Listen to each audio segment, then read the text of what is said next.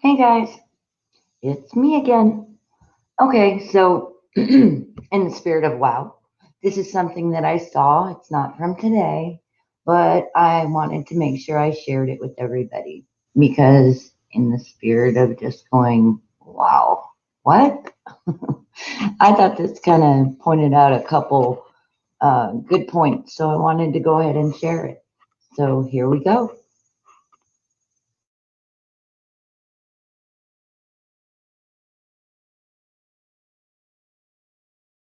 Welcome back to Fox News Primetime. We've obtained new images out of Chicago from over the weekend.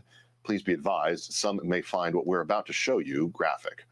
Thousands of young people gathered for a 3-day music festival without masks. Look at them. Didn't they hear Joe Biden's dire warning about a second dark winter? Many of those who claim to follow the science became very upset at this sight. They don't like to see people outside having fun. They want you to believe these concert goers are in grave danger. And that might be true. They are in Chicago, after all. Last month, the city saw 105 murders, 3 times the amount of COVID deaths. In Washington, D.C., murders also surpassed COVID deaths by a near 3-to-1 ratio in July. Despite these numbers, the media and elected officials are seemingly still trying to figure out how to flatten the curve instead of addressing the violent crime pandemic plaguing inner cities. Tim Pool hosts the Timcast IRL podcast, and he joins me now. Tim, it's good to see you. Thanks for having me, Ben. You know, this level of hypocrisy that we see from the leaders of America's inner cities, it's audacious in a way that I really have. I mean, it's like nothing I've seen before. It's as if they imagine that the American people are just too stupid to pay any attention to the level of hypocrisy and the level of government's failure to address the problems that are clearly impacting our communities. What do you think's going on here? I honestly have no idea. You know, having grown up in Chicago, I have personally witnessed the gun violence. I'm wondering why, after my entire life, they've not been able to solve it. They seem to just keep doubling down. But when it comes to the COVID restrictions, our leaders, the mayors, the governors, we see them flaunting the rules. They don't wear masks. They tell everyone else to. The funniest thing about Chicago is they're warning us that the Delta variant is on the rise. We gotta bunker down and make sure we slow the spread, but only after we can make tens of millions from our big rock concerts. At the same time, they come out and tell us that all of the Black Lives Matter protests weren't spreading COVID and all the right-wing lockdown protests were. I can't believe people fall for these narratives, and it kind of breaks my heart to see. Well, it really is frustrating on a number of different levels. But for me in particular, I mean, I know people who've experienced all manner of different criminal situations in Washington, D.C. that took hours to get responses. I'm sure that you saw that footage. And in fact, I know you talked about it on your podcast recently from the D.C. police chief, talking about how far behind he is when it comes to the level of manpower that he needs in order to maintain a safe city. That, to me, seems to be a scandal that everyone should be talking about.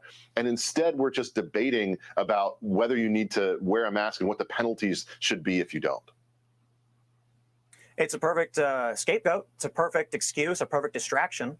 There's so many places in our country that have had escalating crime and violence, especially over the past year.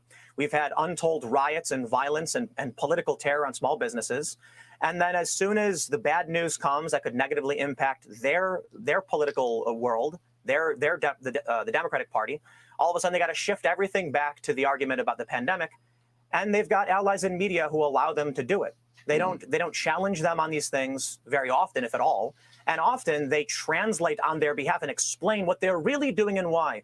My favorite is this study. It came out of Colorado, I believe, one of the universities, showing that actually the Black Lives Matter protests may have reduced the spread of COVID, as if we're supposed to believe that while our cities are being attacked and some small businesses are being destroyed, now we're seeing escalating crime and we're not getting a conversation about it. I think people on the right, conservatives, disaffected liberals, need to take control of the narrative and start asking these questions and not let them pull the conversation back.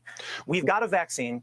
They've gone and talked about how effective it is and how it's working. It's fantastic. And we're going to get those vaccination numbers up. Okay, then why are you coming out with more restrictions, more lockdowns? Why are you trying to act like everyone's got to stay home?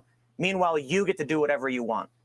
Tim, you are someone who has been at the front end of media innovation over the past several years. You've created really an alternate way for people to get some of this information that is never really talked about within the dominant forces of corporate media.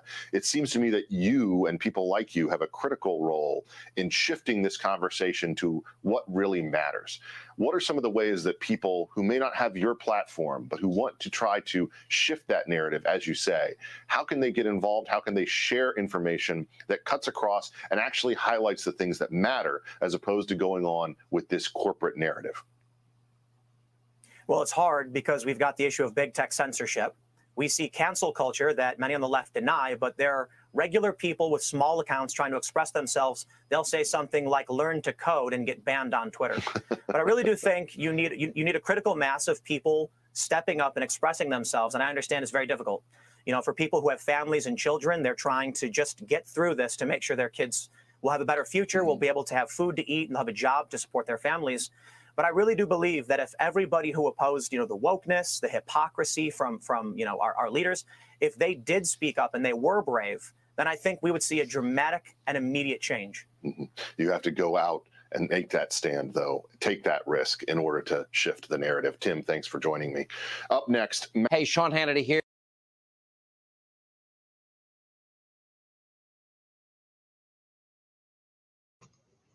Okay, so there you go. I can't really add much more to that. I think Tim Pool said it very eloquently, very directly, very boldly, and God bless him. God bless you. I'll see you soon.